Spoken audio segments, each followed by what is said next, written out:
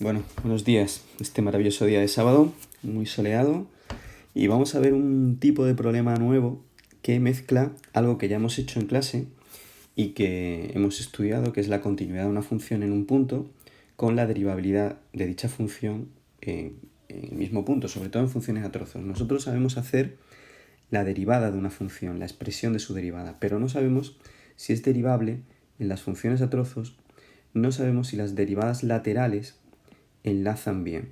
Es decir, si esta función va a ser derivable en 1. Lo mismo que tampoco sabemos si esta función va a ser continua en 1, porque al ser una función a trozos, por debajo de 1 es una expresión y por encima de 1 es otra expresión. Y no sabemos si esas dos expresiones enlazan con continuidad justo en 1, que es el punto problemático, el punto en el que están separadas. Bien.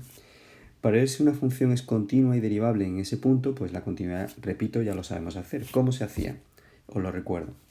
Para ver si es continua en 1, lo que hacemos es evaluar primero en 1, que es el punto problemático. Hacemos f de 1. f de 1, evidentemente tenemos que tomar esta función. ¿Por qué? Pues porque aquí dice que para x menores o iguales que 1. La clave es este símbolo y la rayita del menor o igual. ¿De acuerdo? Lo cual f de 1 se evalúa aquí. Es decir, el 1 lo tenemos que poner aquí. 1 más 1 al cuadrado. Y f de 1 entonces vale 4 si seguimos esa operación. Ahora, ¿cuánto valía el límite por la izquierda en 1? Pues el límite, para hacer límite cuando x tendía a 1 por la izquierda, ¿por qué tenemos que tomar esta función? Pues porque la izquierda de 1 son los valores menores que 1. Es decir, nos estamos acercando a 1, pero por valores ligeramente inferiores a 1. Y los menores que 1 están aquí. Es decir, se tienen que evaluar o sustituir aquí. Así que tomamos x más 1 al cuadrado y hacemos límite cuando x tiende a 1. Si x tiende a 1, esta x se cambia por 1.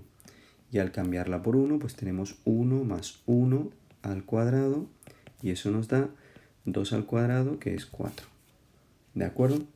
Ahora, ¿qué pasa con el límite? ¿Habrá continuidad? ¿Qué pasa con el límite cuando x tiende a 1 por la derecha? Pues al hacer límite cuando x tiende a 1 por la derecha, la función que tenemos que tomar es esta de aquí, porque para x mayores que 1, esta es la función que actúa. Por tanto, escribimos 4 partido x. Y al sustituir por 1, pues esto es 4 partido 1, que es 4. ¿Por qué es una función continua en 1? Pues porque un límite me ha dado 4, por la izquierda también me ha dado 4 y el valor de la función en el punto también vale 4. Es decir, hay continuidad de la función en 1. Una vez que sabemos que la función es continua en 1, ahora podemos estudiar la derivabilidad en 1. ¿Por qué? Tenemos un teorema que nos dice que para que una función pueda ser derivable en un punto, previamente tiene que ser continua en dicho punto. Y resulta que esta función nos sale que es continua en 1. Al saber que es continua en 1, puede que sea derivable. Es decir, podemos estudiar su derivabilidad en x igual a 1 porque puede que sea derivable. Si a mí me hubiese salido que f no es continua en 1, directamente ya no estudio la derivabilidad en 1. ¿Por qué? Pues porque si f no es continua en 1, entonces ese teorema nos dice que la función no puede ser derivable en dicho punto. Y nos ahorramos el estudio de la derivabilidad. Como en este caso, si nos sale continua, no me puedo ahorrar el estudio de la derivabilidad. ¿Cómo se estudia la derivabilidad? Pues se parece muchísimo a lo de la continuidad. Es decir, cogemos y hacemos la derivada, que se supone que ya sabemos hacer, la expresión derivada de esa función.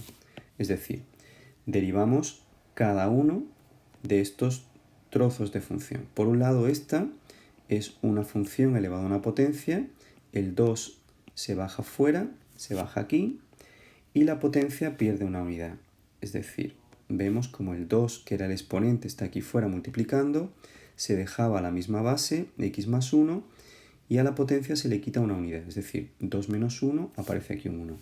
Y ahora, por la derivada de lo que había en el interior. Pero es que la derivada de x vale 1 y la derivada de 1 vale 0, que no está aquí porque el 0 no lo ponemos. Por tanto, esta es la derivada de x más 1 al cuadrado. ¿Y esta qué derivada es? Pues esta de aquí es la derivada de 4 partido por x. La derivada de 4 partido por x. Como 4 partido de x es un cociente, hay que hacer la derivada de una división, que es derivada del numerador. Como la derivada de 4 es un 0, por eso aparece aquí este 0. Por el denominador sin tocar, que era una x, menos el numerador sin tocar, que es el 4, por la derivada de x, que era el denominador, que es un 1. Y todo partido por el denominador elevado al cuadrado. Era x al cuadrado. Como aquí tengo 0 por x, antes de empezar a hacer la derivabilidad, lo que he hecho es simplificar un poquito la derivada. Y este 0 por x se elimina, puesto que 0 por cualquier cosa, por cualquier otro número es 0. Así que arriba me queda solo menos 4 por 1, que es menos 4, partido por x cuadrado. Y esa es la derivada de 4 partido por x. Y esta es la derivada del x más 1 al cuadrado. ¿Cómo se estudia ahora la derivabilidad en 1? Pues igual que si estuviéramos haciendo la continuidad de esta función. Es decir, hacemos el límite por la izquierda en 1 y hacemos el límite por la derecha en 1. Y vemos si ambos límites coinciden o no coinciden. Aquí no se hace f' en 1, puesto que no sabemos si esta función es derivable. Y solo hacemos los límites laterales, es decir, hacemos este límite lateral y hacemos este límite lateral. Límite cuando x tiende a 1 por la izquierda. Pues ahora de la derivada es 2 por x más 1. Y este límite, si cambiamos la x por 1, 1 más 1 son 2 y 2 por 2, que será 4. Y hacemos el límite cuando x tiende a 1 por la derecha de la otra expresión de la derivada, que es menos 4 partido por x cuadrado. Y este límite, si cambiamos la x por 1, pues es 1 al cuadrado, que es 1, y menos 4 dividido por 1, que es menos 4. ¿Cuándo diríamos que la función es derivable? Pues cuando estos dos resultados fuesen iguales. Pero resulta que no lo son. Aquí me da 4 y aquí me da menos 4. Como los dos límites laterales no son iguales, afirmamos que f no es derivable en x igual a 1. Y ya hemos terminado el problema. Es decir, es un problema muy parecido a la continuidad que hacíamos, pero un poquito ampliado. Es decir, primero hacemos la parte de continuidad, que es todo esto, y después hacemos la derivabilidad, que se parece muchísimo a la continuidad. Es como estudiar la continuidad, pero de la derivada. Es decir, aquí lo que aparece es la derivada de esta expresión. ¿De acuerdo? He hecho otro, ya un poquito más complicado, en el cual, que son los típicos problemas que después caen en selectividad, en el cual me piden lo mismo, continuidad y derivabilidad, aunque a veces solo nombran la derivabilidad, pero aunque a mí me digan solamente que estudie la derivabilidad, yo estoy obligado a hacer la continuidad en primer lugar. ¿Por qué? Pues porque hemos dicho que hay un teorema que dice que una función, para que sea derivable, necesariamente tiene que ser continua previamente. Es decir, que aunque solo me pidan la derivabilidad, yo necesito saber si esa función es continua primero en el punto problemático. ¿De acuerdo?